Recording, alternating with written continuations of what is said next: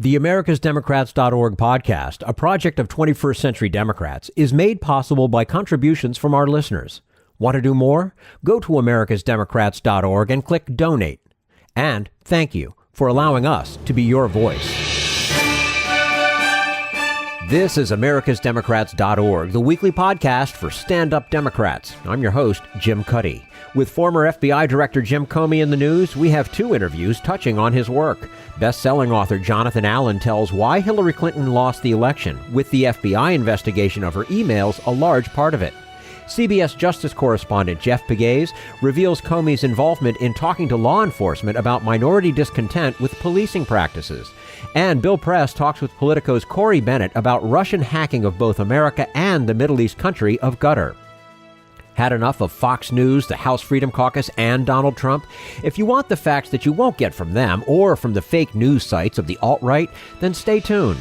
Our sponsor, 21st Century Democrats, works hard to get everyday Democrats involved in returning our party to its roots and to success at the ballot box. Sit back and listen, then stand up and fight. And follow 21st Century Democrats on Facebook for all the latest progressive news. We're glad you can join us. Jonathan Allen is co-author of a bestseller about what went wrong with Hillary Clinton's campaign. He says, bluntly, you have to know why you were the right person to be President of the United States. And we say hello to Jonathan Allen, award-winning political journalist, co-author with Amy Parnes of the best-selling book, Shattered: Inside Hillary Clinton's Doomed Campaign. Jonathan is the head of community and content at Sidewire, a columnist for Roll Call, and an adjunct professor at Northwestern University. And in his spare time, he joins us for a few minutes of conversation on AmericasDemocrats.org. Jonathan Allen, thanks very much for joining us today. Happy to be here, Jim. And nice to have you with us. And congratulations on the success of your new book about the Hillary Clinton campaign.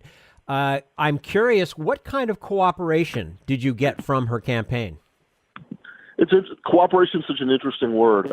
They were certainly helpful in providing some people who would have been difficult to get without the assistance of the campaign. But in a lot of cases, this was us contacting people directly and having conversations with them. It was Amy and I had written a previous book about her. And that cooperation had been greater, I would say, from an institutional standpoint of Hillary world. This was a little bit more of catch as catch can. The book details a lot of the dysfunction within the campaign, yet you and co-author Amy Parnes expected her to win. How did her loss affect the way you approached your story? That's a great question, Jim. And the answer is that we had been reporting and writing the book for a long time before Election Day. And most of what you see in the book today is what we've been working on. We really didn't have to go back and tear up chapters or anything. In fact, our editor at one point said to us, there's a lot of dysfunction here and there are a lot of problems that she's having with the campaign. And that doesn't square with the fact that she's going to win. And we just said, look, this is what our reporting shows. And so, we expected that she was going to win on Election Day, but when she lost, in some ways, a lot of what we've been reporting made sense. Wow. Now, what would you say are the central lessons to be learned as to why she lost a winnable race, and what lessons might apply to future campaigns by anybody else? So I think, from the perspective of Hillary Clinton specifically, and I think this also has a broader implication for future candidates, you really have to know why you are the right candidate in this particular election to be president of the United States.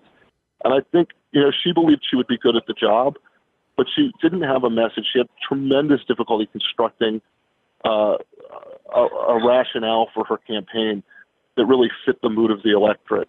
And I think if you're going to be a successful candidate, you really have to be able to do that. Obviously she could have, any number of changes in what happened could have resulted in something different, but it would have been unusual to have a president win that job without having that sort of easy to grasp message about why the candidate was the right person for the electorate in that particular moment. So I think that's a big thing. The other thing, for parties in the future, you've got to look at candidates and try to find those who bridge divides not only within the party, but also beyond the party. And one of the big tension points within the campaign was Robbie Mook, the campaign manager, really focused on trying to turn out base voters to the exclusion of trying to persuade people who weren't with Secretary Clinton to be with her. And to some extent, there's a chicken and egg question there. I think they felt that there was an uphill battle in trying to get people to vote for her that were not inclined to be with her. But a lot of the resources, most of the resources went toward just turning out people who agreed with her. And in some cases, that didn't happen. You saw a huge fall off, for instance, in Democratic turnout in Wisconsin, particularly in Milwaukee. That in the end, she just wasn't able to get either, full base performance or bring enough people over from the other side. Do you think that any mainstream candidate on the Democrat side would have won? Or do you really think Hillary Clinton lost this election on her own? Well, I think it's impossible to run a race that isn't run, right? I mean, you don't know what the attack points are going to be. You don't know how the candidates who didn't run are going to message, how they're going to raise money, how they're going to do all the pieces of campaigning. So I think it's difficult to make that judgment. I would say that several of the things that impeded her were unique to her. And might not, the email server, for example, is not something that would have been a problem for any other candidate because they wouldn't have done it. Sure. The inability to simply apologize for that and say I did something wrong, I think was something you probably wouldn't see. You might not see from another candidate. The inability to form that message, I think, is something you might not see from another candidate. So you can sort of go through the progression and you see a lot of things that are fairly unique to her, but that doesn't mean that other candidates wouldn't have had other weaknesses. Sanders has a platform that was significantly to the left of her. Does that mean that the base turns out for him at a much greater percentage and he wins the presidency that way, or does it mean that people in the middle float more toward Trump, who's obviously less ideological? I think it's hard to play that out. Yeah, sure. We're speaking with Jonathan Allen, award-winning political journalist, co-author with Amy Parnes of the best-selling book Shattered, Inside Hillary Clinton's Doomed Campaign. Since the book came out, Jonathan, you've written, however, that it is not enough just to disqualify your opponent, as she tried to do with Trump. But doesn't history tell us that Nixon won by disqualifying McGovern, LBJ won by disqualifying Goldwater in the eyes of the beholder? But I think there is, yes, I think that's an important piece for certain candidates. And frankly, Hillary Clinton's campaign to disqualify Trump had a lot of echoes of 1964 and Johnson's effort to disqualify Goldwater with the Daisy ad. Hillary Clinton said you can't trust a man with a nuclear weapon if you can't trust him not to tweet, or if you can bait him with a tweet. But I think what emerges from this election is that you've got to have something that's kind of clean and clear about what you're doing that is the contrast. Now, your book makes the point that her campaign was too data-driven and relied just on turning out her vote without trying to persuade potential Republican voters. Yet, isn't that exactly the way Karl Rove ran the Bush 43 campaign and how Republicans have run the House of Representatives, 50+1? Well, I think it certainly worked for Rove in 2004, in particular in Ohio, which was a pivotal state, where they've turned out every last Republican. It's certainly a model that can work. And look, the Obama folks got very good at this sort of data-driven base turnout model, but it didn't work for her. And going forward, you're in much better shape if you can turn out your base and persuade people, which is, I think, what Obama was successful with. Mm-hmm. Now, in addition to her winning the popular vote by 3 million, one of the overlooked data points is that her analytics people did meet all the targets for turning out her voters. But Trump way overperformed in turning out his people. Why didn't the Clinton people see this coming? Well, I think what we also see is shifts. I mean, you see counties all over the country that were Obama counties in 2008 and 2012 that went for Trump in 2016. And I know that there are a lot of people who are, sort of hardcore Republicans or hardcore Democrats who look at that and say, how could somebody vote for both Donald Trump and Barack Obama? But there's evidence that a fair amount of that actually happened.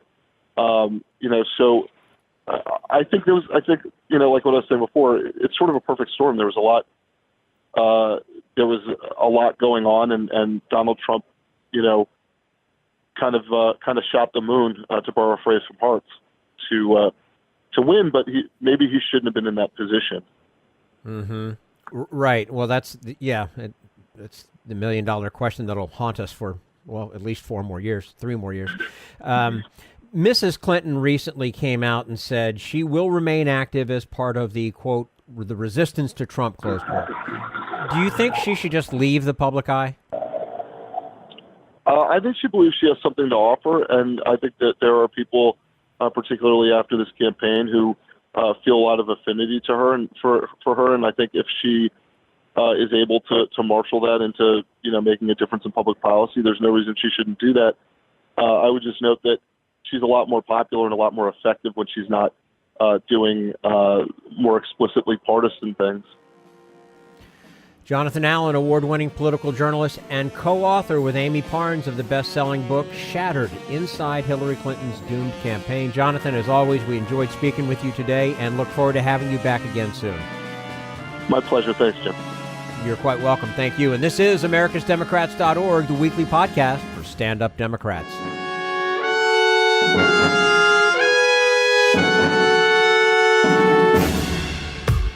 We want you to sit back and listen to this AmericasDemocrats.org podcast, a project of 21st Century Democrats. But we need you to stand up and fight.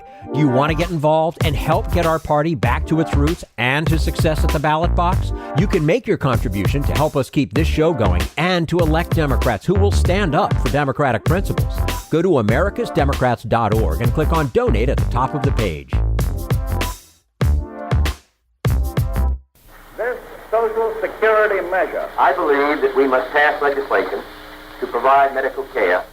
This is our tradition. When our grandparents came to America, it was the Democratic Party which said, welcome. It was the Democratic Party, the party of Roosevelt and Truman and Kennedy and others, who said that America belonged to all its people, not just a handful of the rich or a few giant corporations. That's why great leaders like FDR fought so hard for Social Security, and why JFK stood up to the insurance companies and their Republican allies to get Medicare. It's not just one thing, or one time, in one place. It's about a whole history of standing up to the Republicans and saying someone has to be on the side of regular working people in America, whether it's defending Social Security or just the way your loved ones are treated on the job. That's what the Democratic Party is all about. And that's why this message has been brought to you by the Democratic Party. Working people like you and me. Paid for by 21st Century Democrats. Not authorized by any candidate or candidates committee.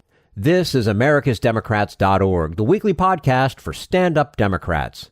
CBS correspondent Jeff Pegues has written a book about Black and Blue, the divide between police and communities of color. He reveals that former FBI Director Jim Comey played a big role in trying to bridge that gap. We'll talk to him about that in just a moment. Right now, we turn to Jim Hightower, America's #1 populist, for his common sense commentary.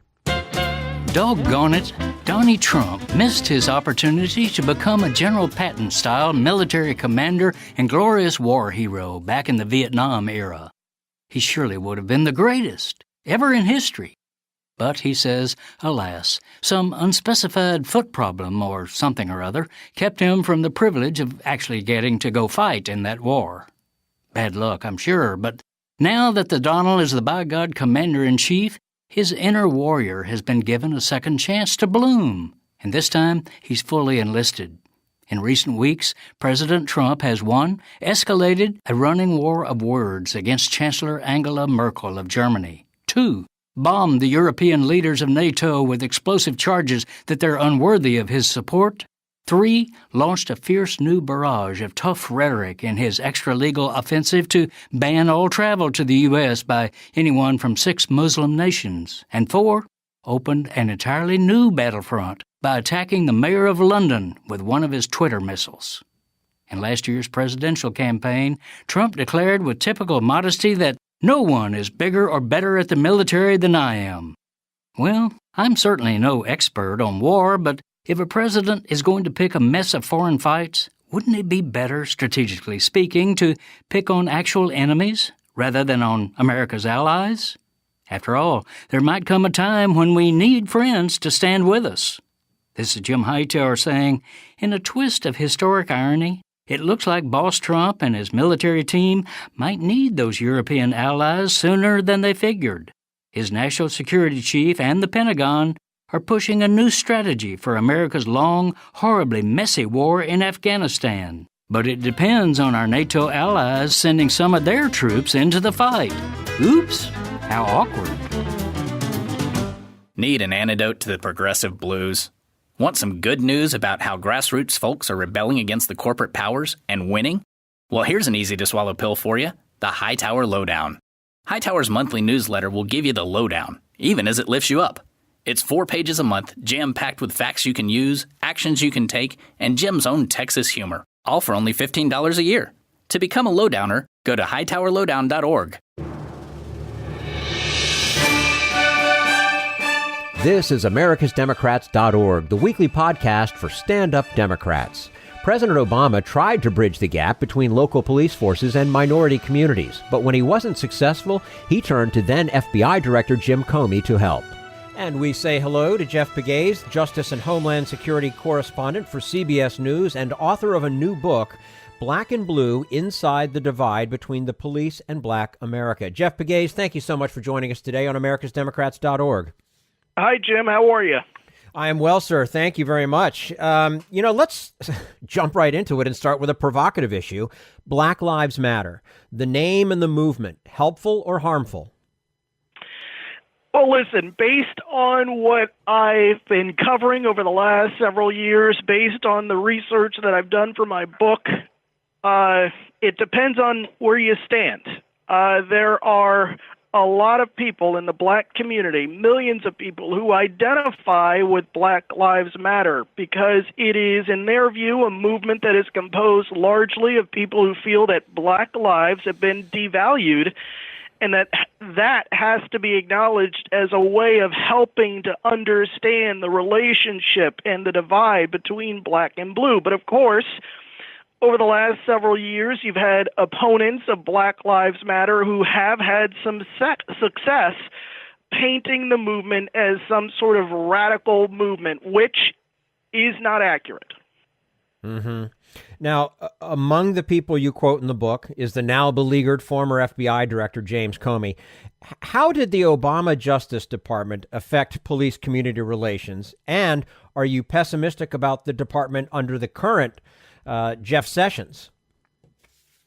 Well, President Obama, and I think everybody on all sides of this divide can agree that he tried to move the goalpost on this issue. He tried to help bridge this divide. However, ironically, as the first black president, it was a complex issue for him with a lot of political pitfalls. And you saw some of that in how police reacted to President Obama when he talked about some of these issues, when it had to do with Ferguson or Baltimore or any type of police conflict issues. He got a lot of heat from law enforcement types.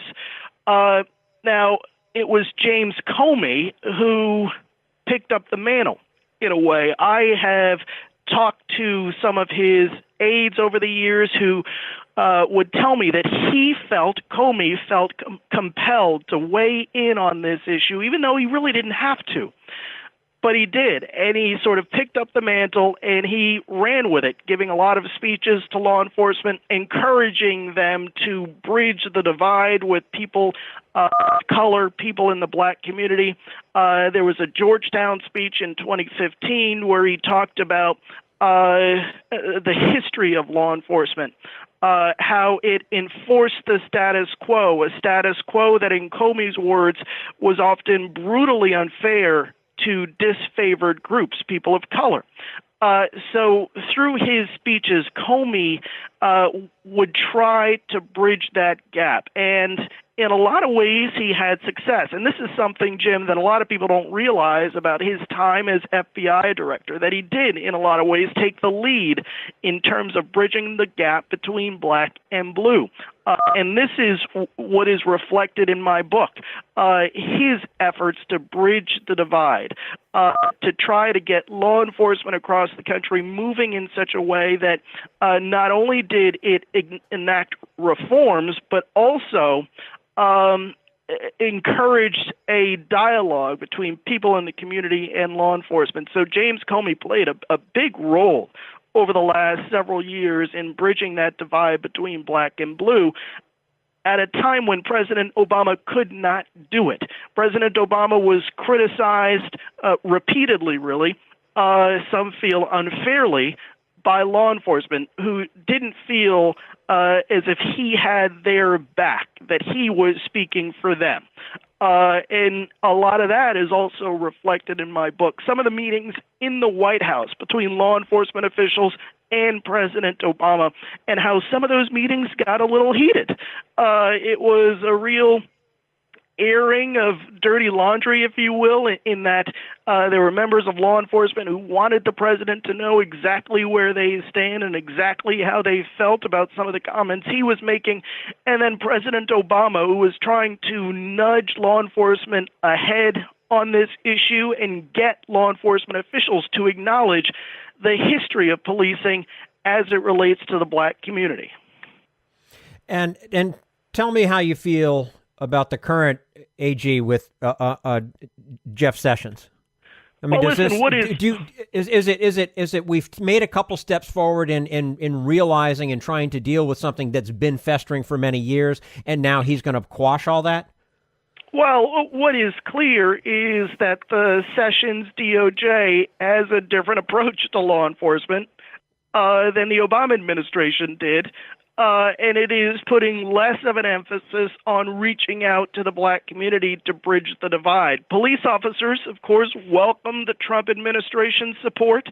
But the question is, what happens when there is another Ferguson or Baltimore? Will the Sessions DOJ have the political capital necessary to calm tensions? As you know, Jim, some of the changes underway that Attorney General Sessions has called for is tougher sentences, which is pushing away from what the Obama administration tried to do and what was really bipartisan support for criminal justice reform, so that the Sessions DOJ has moved away from that. So what does that do in terms of this divide between black and blue? Does that exacerbate the tension?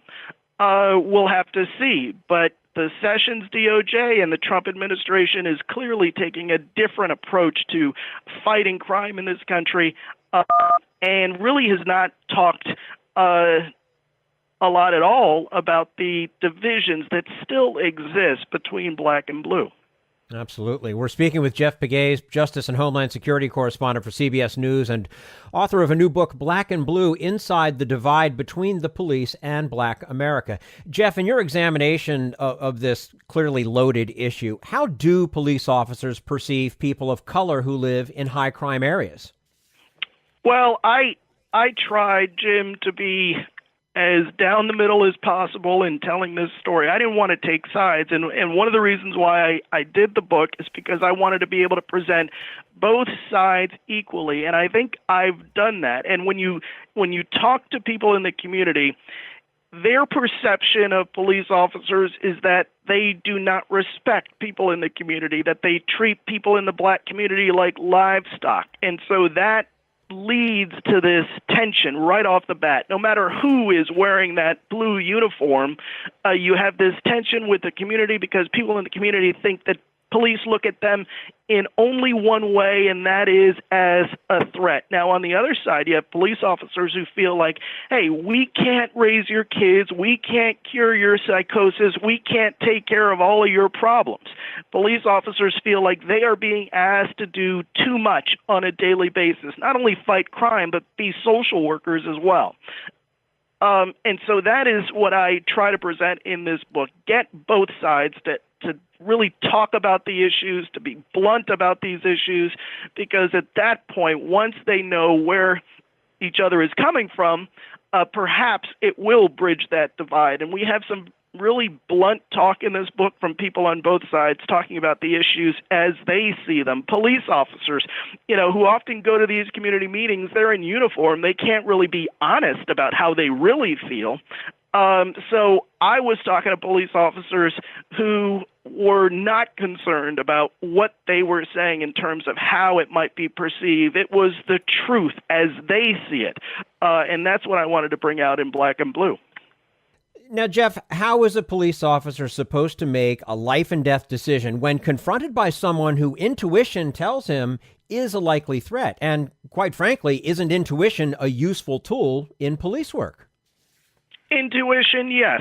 It's a useful tool in, I think, anybody's job. But when it comes to police work, I think if you talk to the police chiefs out there, the experts out there who follow and help train law enforcement, what you'll find is that they believe that the training is really what's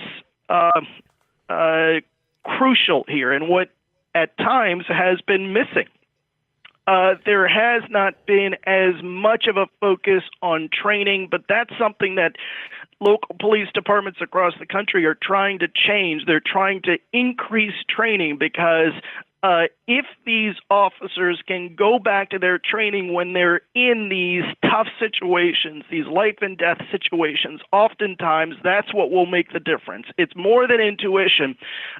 Most of what they're doing out there involves good, sound training, and what departments are trying to do is get back to the basics because that is important, and they see it every day. When you get these videotapes and these cell phone videos of police interacting in the wrong way with people in the community, a lot of it is just training. Mm-hmm.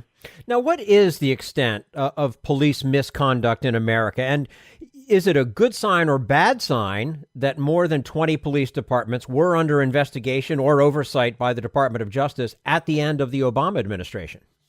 Well, that was really unprecedented what the Obama administration did over its 8 years in terms of investigating police departments.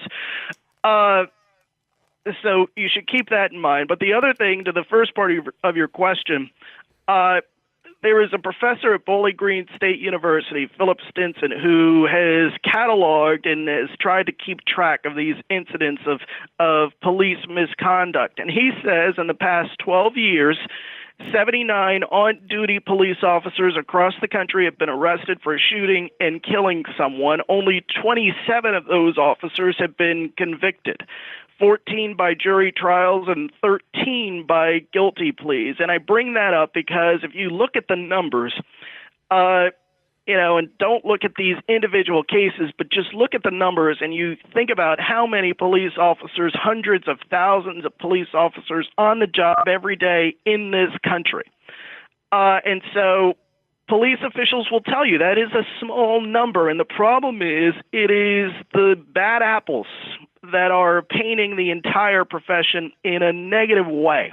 And so how do you get away from that? Part of it, as I mentioned, is training, but also making people understand that for the most part, 99.9% of the police officers out there are doing this the right way. However, those Justice Department investigations during the Obama administration point out some real problems in the system. And these are problems that have, they just didn't develop overnight. They've developed over years of a certain type of law enforcement, zero tolerance policies, stop and frisk, broken windows, things like that. And what some of these reports that DOJ did under the Obama administration point out are some of the shortcomings. For example, in Baltimore, pedestrian stops were concentrated on a small portion of Baltimore residents. Baltimore police, according to this DOJ report, made roughly 44% of its stops in two small, predominantly African-American districts that contain only 11% of the population. And in Ferguson, you had issues as well, where the police department was being used essentially as a revenue stream for the city of Ferguson. And also, according to the DOJ report, the disproportionate number of arrests, tickets, and use of force stem from unlawful bias rather than black people committing more crime. You had a Ferguson woman, for example, who parked her car illegally once in 2007. It ended up costing her more than $1,000 and 6 days in jail to take care of it. And that is really just a tip the tip of the iceberg when it comes to what some of these DOJ reports during the Obama administration pointed out, and they really uncovered some of the problems in departments across the country, big and small. Another case from the Ferguson report, from October of 2012 to October of 2014, every time a person was arrested because he or she was resisting arrest, that person was black.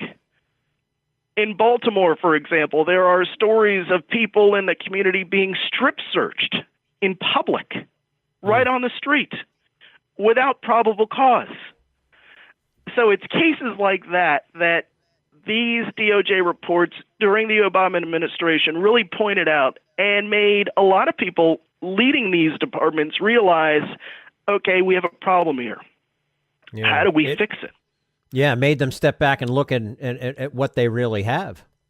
Exactly. It was taking a look in the mirror, and you see where the problems are, and you can see why people in the community have a certain type of reaction to police officers when they see them coming the other way.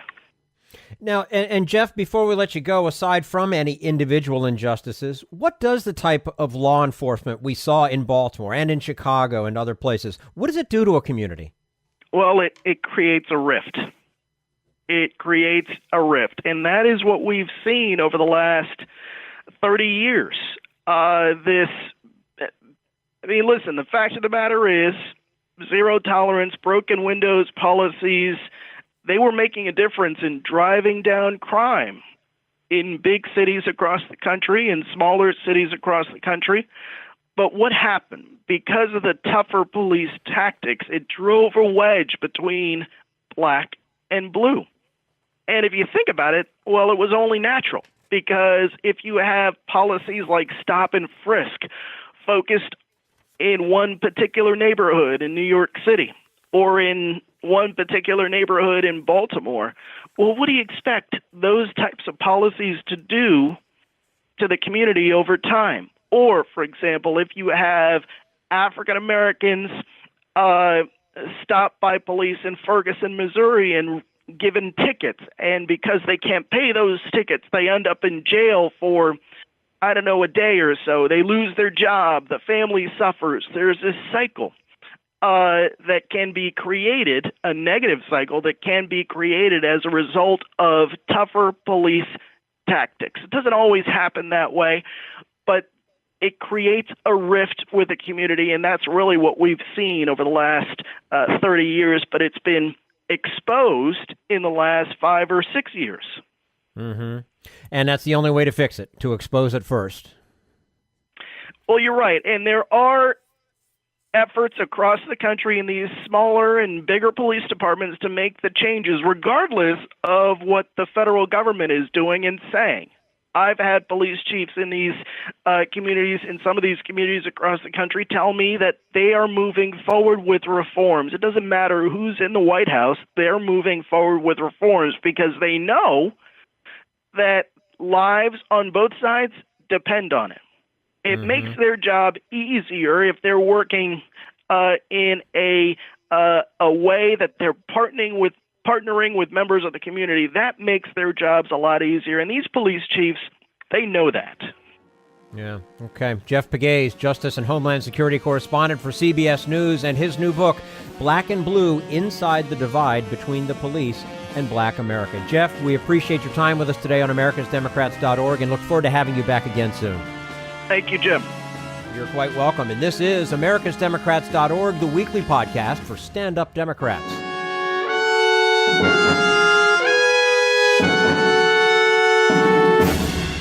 We want you to sit back and listen, but we need you to stand up and fight.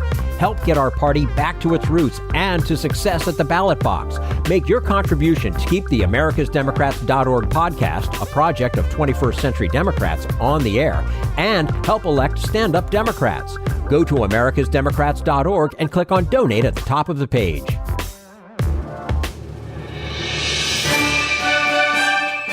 This is americasdemocrats.org, the weekly podcast for stand-up Democrats. And now Bill Press talks with Politico's Corey Bennett about Russian computer hacking around the world. Corey Bennett keeps track of this stuff for Politico, deputy cybersecurity editor, joining us in studio. Hi, Corey. How you doing? Good. The latest manifestation of this is what's happening in Qatar, where we see Saudi Arabia and 3 other Arab countries, I think maybe a fourth one too, have cut off all relations with Qatar, flights from Qatar. I mean, all economic stuff, flights, That's right. every contact at all, right? Because there was because of reports that Qatar was financing terrorist groups, right? Now there's a further report that maybe this whole story got started by Russian hackers. It was fake news. What's going on? That's right. I mean, Qatar several weeks ago reported that their state news agency had been hacked. But what's come out recently, just in the last couple of days, is that U.S. officials have been investigating this and now believe that Russian hackers were the ones that planted this information. They planted this story, essentially. Now, again, if people have been tracking what Russia has been doing for the last decade in cyberspace, this is kind of par for the course. But we've had this confluence of events, and we're realizing one after another how intense their efforts are around the world. And if you're to believe reports that are out there, the intent in Qatar was not necessarily to meddle in the affairs of that country, but to drive a wedge between U.S. allies in that region, which only serves to support their interests, obviously, given what's going on in Syria. Well, it seems that if that was their intent, they succeeded. Right? Absolutely. I think you have to say that. Right. Isn't it a little hypocritical on the part of Saudi Arabia to criticize another nation for supporting terrorists when we know that, for example, Al-Qaeda certainly got a lot of Saudi money? Right. I mean, I'm certainly not a terrorism expert, but yes, once you wade into that territory, I think there is a bit of throwing a stone in a glass house situation that might be occurring. Right.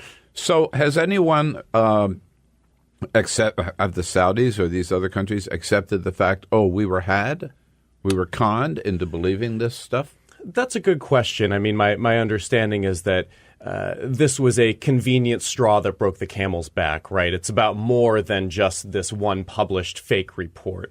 But that certainly gives a very easy political cudgel to wield, to point to. It's a very kind of clear-cut example of, hey, I can point to this, as opposed to the more, soft power issues that are going on that have been really driving this wedge for a while, is my understanding. So there was some tension anyway. That's correct, yeah. Well, now, I do have to ask you one little question. Mm-hmm. You said the official, the Saudi or the Qatar news agency, is that Al Jazeera? It is not. No, this is a state-backed news agency separate from Al Jazeera. But Al Jazeera is based in Doha and is owned by the Qatar government. They do receive money from it, yes, but they have more of a reputation of independence, of nonpartisan news. Now, obviously, that's complicated based on their outlets in different parts of the world appear to have different relations, both financially and editorially, to state-backed interests.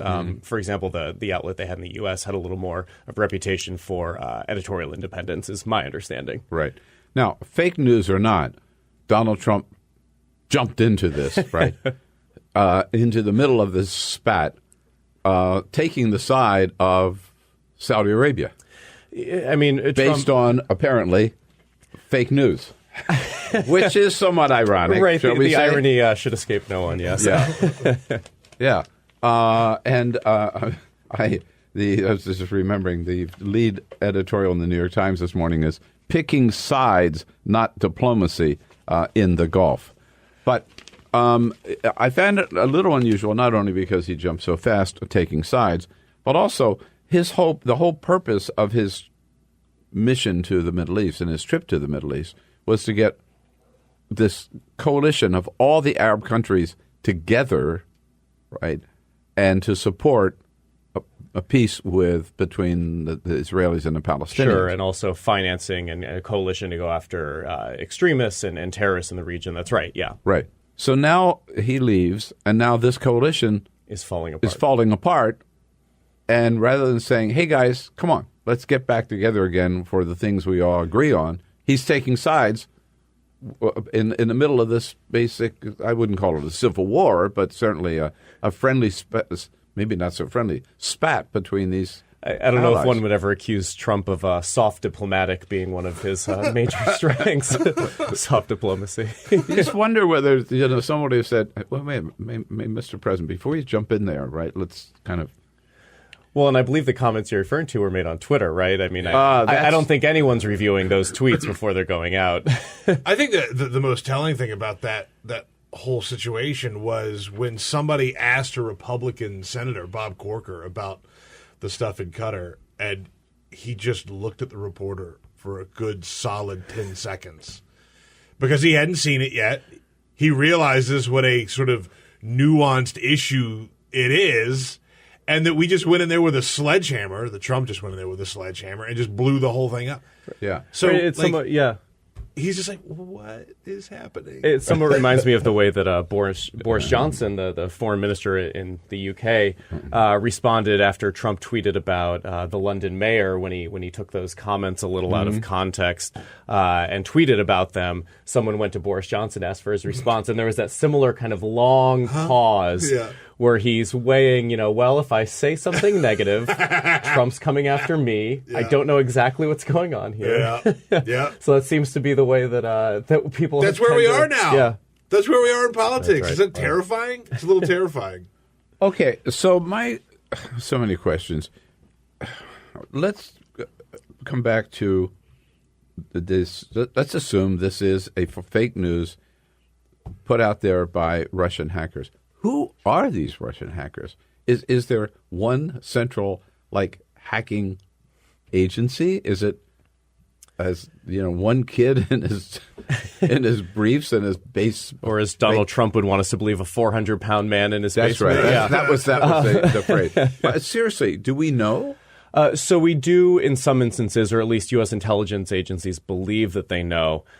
In this Qatar instance specifically, my memory is that we have not pinned down necessarily the Russian agency that may be behind it. But generally speaking, there are two hacking apparatuses within Russia. There's the Military Intelligence Agency, the GRU, and then the FSB, which is kind of the successor to the KGB. It's their other intelligence agency.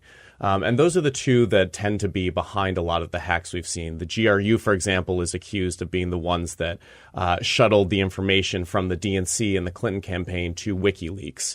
The GRU is also the one that was described in this NSA document that was released earlier this week by The Intercept. I want to talk to you about that, too. That's right, yeah. Right.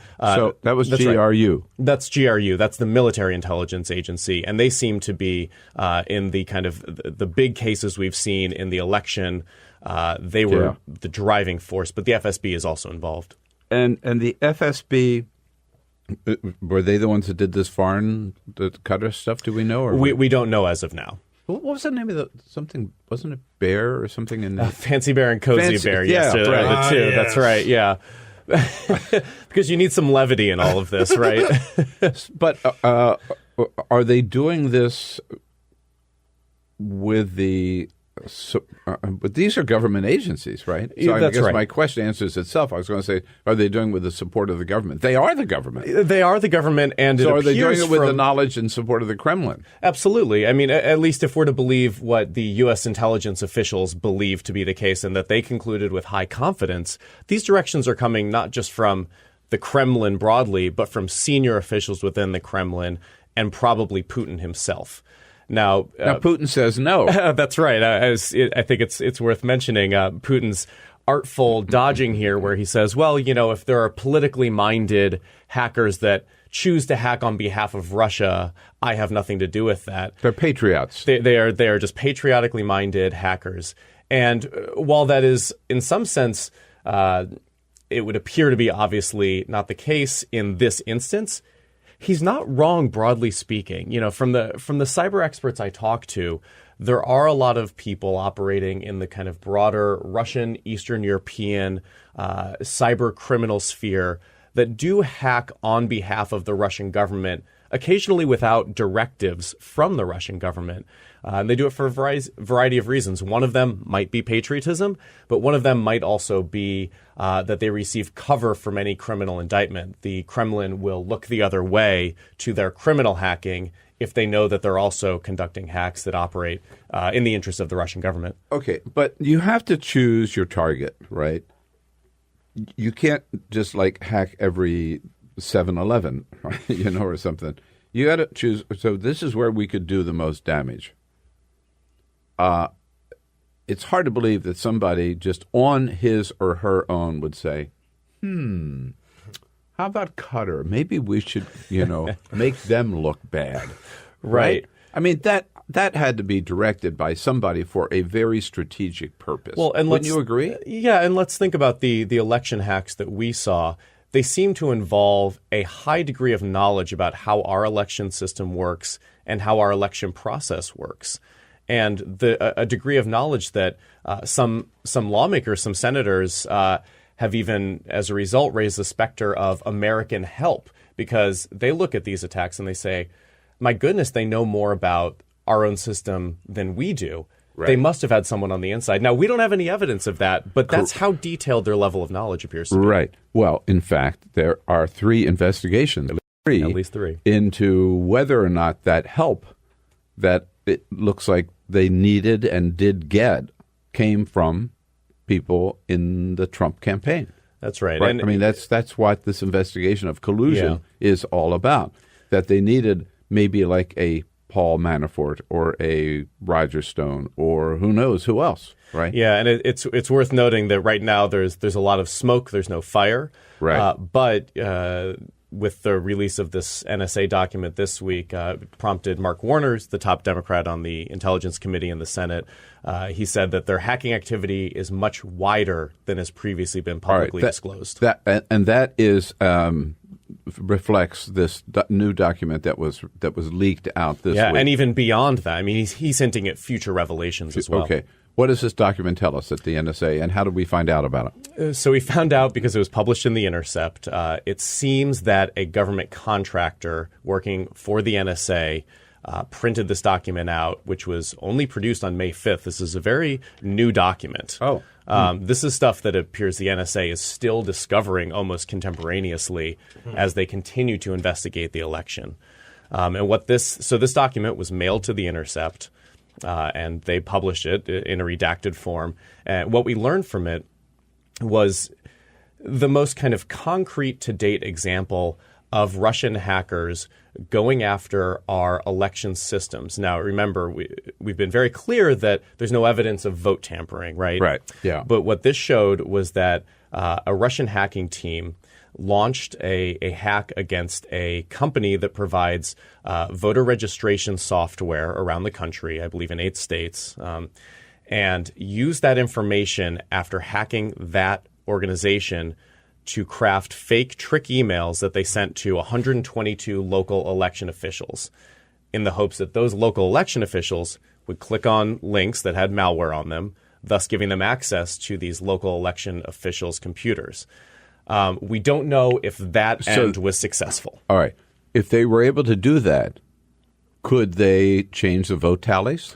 Not immediately. There would be several more steps beyond that they would still have to be successful at. But they're right in the heart of the election count. Let's say they're in the body. They're moving to the heart. They're in the body. Like I said, we don't know if they were able to successfully compromise these officials. It is scary. But I think, more important than whether or not they were successful is that they had a concerted team who apparently their exclusive function was to pry and poke into that system specifically. Yeah. I think that should be the people's takeaway. Right. So they weren't up here at the 30,000-foot level just trying to influence the conversation. They're not mapping. Yeah. Right? Yeah. No. They're right down into the belly of the beast. Here. Right. Wow. And so is there any doubt that Russia tried to influence the outcome of the 2016 election? Intelligence officials have repeatedly declined to make a political judgment. I don't mean that they were successful, but that they certainly, from everything we believe, from investigators, from what we're hearing, from what researchers are telling us, I have not run across many people with doubt that they were trying to influence the conversation around the election and potentially infiltrate the election system itself. That's all for AmericasDemocrats.org. Thank you to all who made today's show possible. Jonathan Allen, Jeff Pegues, and the entire Bill Press team. And thank you for listening. If you liked what you heard, please get involved in our efforts to keep this show going and to elect Democrats who are bringing the party back to its roots. Go to americasdemocrats.org and click on Donate at the top of the page. And be sure to find 21st Century Democrats on Facebook. For americasdemocrats.org, I'm your host, Jim Cuddy. We want you to sit back and listen, but we need you to stand up and fight. Join us. Support the americasdemocrats.org podcast, a project of 21st Century Democrats, and help elect Democrats who will stand up for democratic principles with your contribution today. Go to americasdemocrats.org and click on Donate at the top of the page.